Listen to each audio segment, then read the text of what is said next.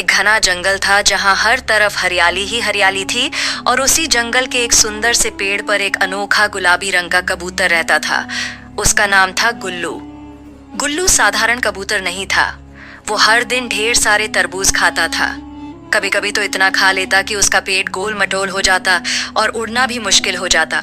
लेकिन उसे तरबूज बहुत पसंद थे और वो मानता था कि उसी से उसे ताकत और सोचने की शक्ति मिलती है।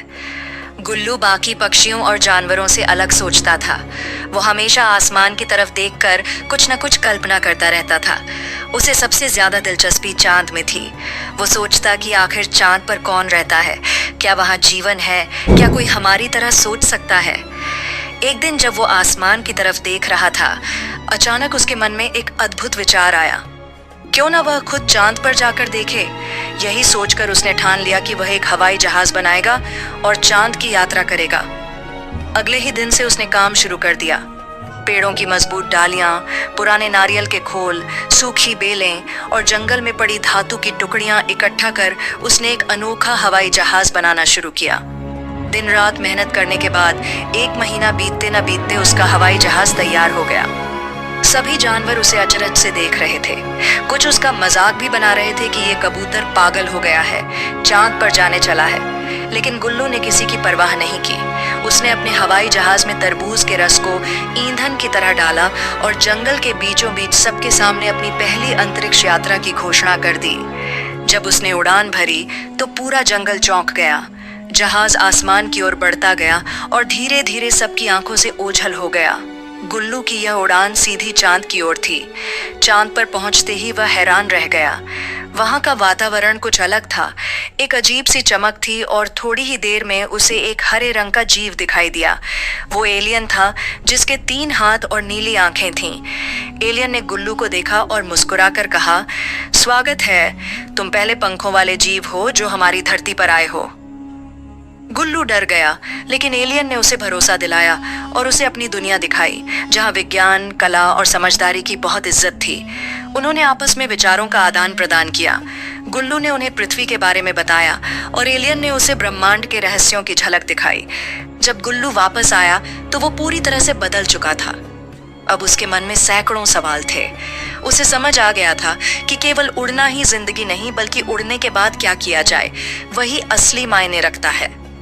उसने जंगल लौटते ही सबसे पहले एक विज्ञान स्कूल खोला जहां उसने जानवरों को तारों के बारे में, ब्रह्मांड के रहस्यों के बारे में और यंत्रों के बारे में पढ़ाना शुरू किया। ये उसका पहला महान कार्य था जिससे जंगल के बच्चे सीखने लगे और उनके मन में भी सवाल पैदा होने लगे।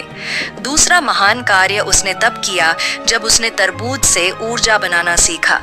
चांद पर एलियन से उसे पता चला था कि कुछ फल बहुत ऊर्जा देते हैं और उसने उसी सिद्धांत पर जंगल में तरबूज ऊर्जा संयंत्र बना दिया। अब रात में भी जंगल रोशन रहता, पंखे चलते और जानवर आराम से सोते। तीसरा महान कार्य उसने तब किया जब उसने एक सवाल मेला शुरू किया जहां हर जानवर अपने मन के सवाल पूछ सकता था और मिलकर सभी उसका जवाब ढूंढते। इस मेले से जंगल के छोटे बड़े सभी जानवरों को सीखने की आजादी मिली और सबने समझा कि सवाल करना गलत नहीं बल्कि जरूरी होता है। चौथा काम उसने तब किया जब उसने जंगल में पहली बार एक न्याय सभा शुरू की। अब कोई भी झगड़ा हो, चाहे वह हाथी और लोमड़ी के बीच हो या बंदर और खरगोश के बीच, सब मिलकर बैठते, बात करते और समाधान निकालते। इस सभा से जंगल में शांति और समझदारी का माहौल बन गया। पांचवा और सबसे बड़ा काम गुल्लू ने तब किया जब उसने अंतर जंगल संघ की स्थापना की। उसने दूसरे जंगलों में भी अपने विचार फैलाने शुरू किए। वहां के जानवरों को भी चांद की बातों और एलियन की सीख सुनाई और विज्ञान, शिक्षा और शांति का संदेश दिया। अब वो अकेला कबूतर नहीं था, वो विचारों का वाहक बन गया था। एक प्रेरणा, एक सपना, एक क्रांति। धीरे धीरे उसकी ख्याति पूरे जंगलों में फैलने लगी। सब उसे आदर की दृष्टि से देखते, बच्चे उसे गुरु मानते और बूढ़े उसे मसीहा। गुल्लू ने कभी सम्मान की इच्छा नहीं की थी, लेकिन उसके कार्य ऐसे थे कि सम्मान अपने आप उसके पास आ गया। अब वो हर सुबह एक ऊंचे पेड़ पर बैठता, तरबूज खाता और बच्चों को तारों की कहानियां सुनाता, चांद की मिट्टी की महक बताता और एलियन की मुस्कान का रहस्य समझाता। वो कहता, बड़ा बनने के लिए रंग अलग होना जरूरी नहीं, सोच अलग होनी चाहिए। और इस तरह एक गुलाबी रंग का कबूतर न केवल चांद पर गया बल्कि धरती पर भी चांद सा उजाला फैलाया